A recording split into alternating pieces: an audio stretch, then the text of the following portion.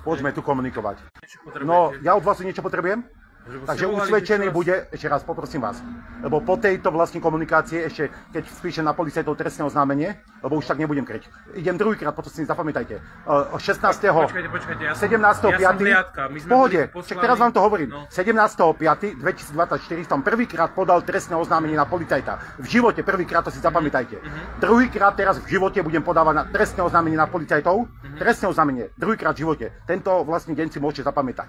Zopakujem vám to, čo som vlastne povedal operátorovi, keď som nahlasoval protiprávne konanie operátora 158. Operátora.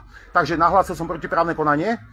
Ja neviem, asi tak 10-15 minút dozadu, ako tu čakám. V pohode, ale ja som vlastne nahlasoval, ešte sa vlastne vyjadroval, že či si tu žiadam hliadku. V žiadnom prípade si nežiadam hliadku, takže neviem prečo. A keď mal poslať, keď som prvýkrát volal, keď v Rudine, aj na vlakovej stanici, teda vnútri sa mi vyhrážal Pálo Pošček, bezdomovec, vlastne tými slovami, ktoré som aj teraz krajskému prokurátorovi povedal, vlastne ako sa mi vyhrážal, to vtedy nikto neprišiel zo železničnej polície, čo majú pol minúty prísť ku tomu vlaku.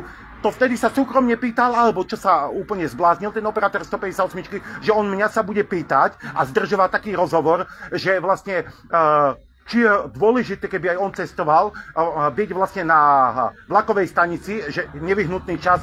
Operátor 158 má vyšetrovať, operátor má čo najrýchlejšie príjmuť oznámenie, nespýtal sa popis vlastne páchateľa, nespýtal sa základné veci, aby ho vedeli opoznať, lebo aj Pálo Pošček môže vlastne byť nejakým iným spôsobom oblečený, nemusí ho nejaká nová hliadka spoznať, hej, všetci ho nepoznajú.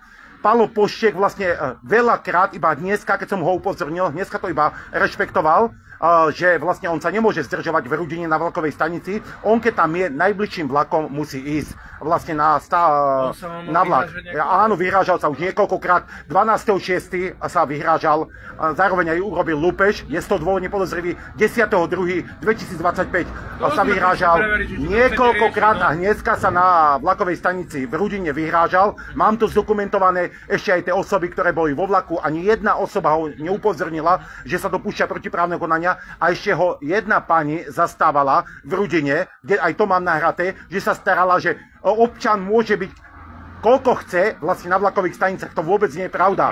A ešte jedna vec je, ja vlastne som hovoril, a nie jemu, ale hovoril som to len ako keby sám so sebou, keď som mu povedal, vlastne, že jeden pán sa teraz dopustil protiprávneho konania, keď boli rampy zatvorené, a on išiel cez kolaje, lebo on prišiel od Žiliny a ja som to schválne nafotil, on ma nevidel odzadu.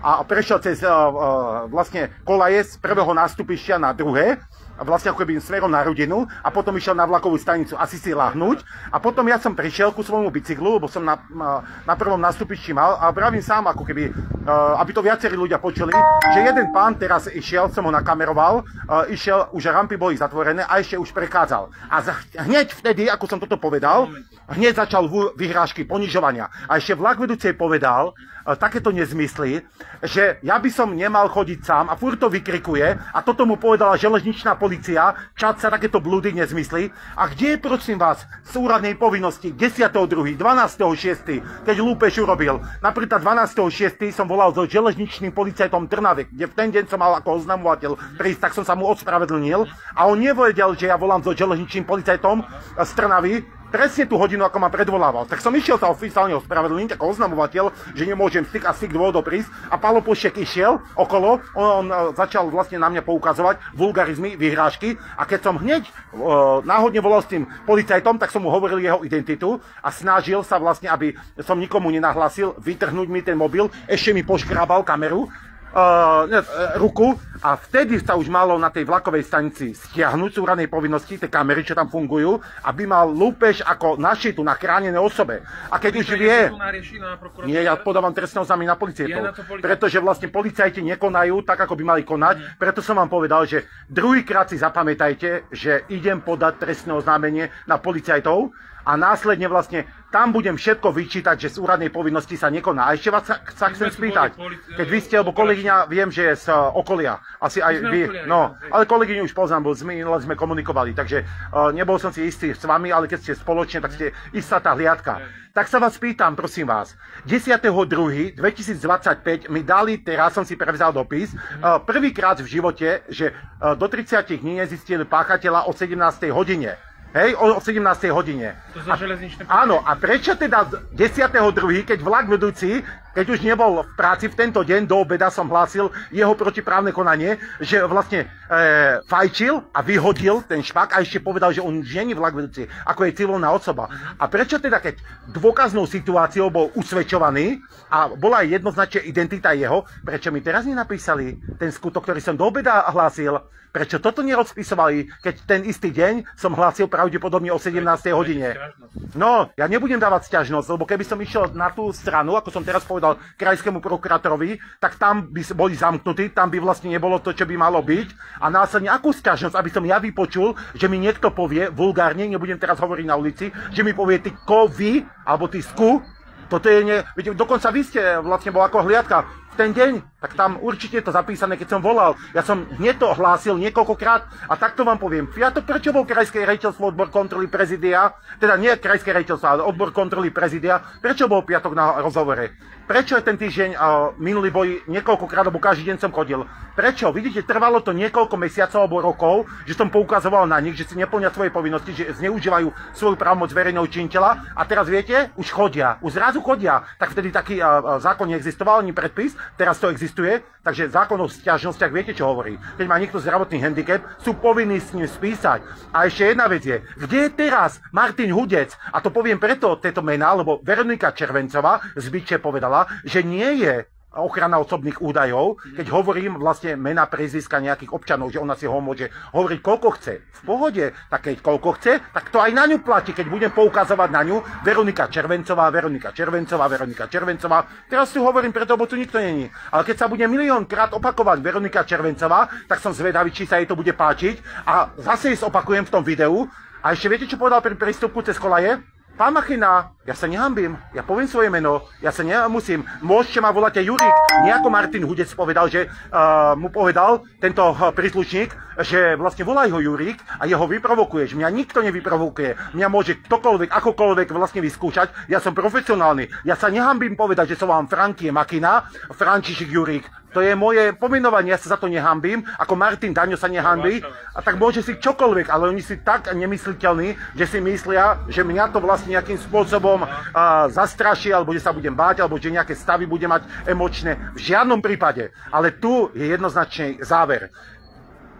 Tento výjazd by mal platiť operátor 158. Dám taký podnet, pretože ja som povedal v tom rozhovore, že si nežiadam žiadnu hliadku, lebo on sa ma pýtal, lebo ja som nahlasoval protiprávne konanie, čo mal poslať iba na útvar inšpekcie som chcel. Nič iné, že žiadam službu konajúceho vyšetrovateľa. Tak vidíte, tak prečo tu neprišiel vyšetrovateľ?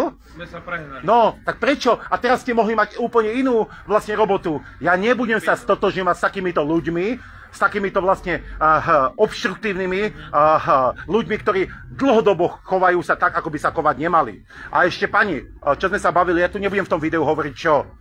Včera som našiel, vám ukážem, keď to video dokončím, včera som našiel tam, keď som bol pozrieť 16 cigariet, vlastne nové krabičke, pozabalované cigarety.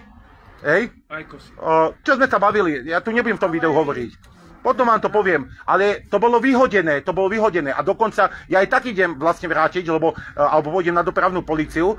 Technicky tam bol vyhodený, malý, veľký a všetky dokumenty od auta. Ak aj auto odhlásil, tak technicky musí vrátiť. No tak dobre, čak, ale vidíte, ja ten technicky idem vrátiť. Ja ho tu nemám. Ja ho mám odloženého. Je povinnosťou vrátiť, si ho neplňať, hej?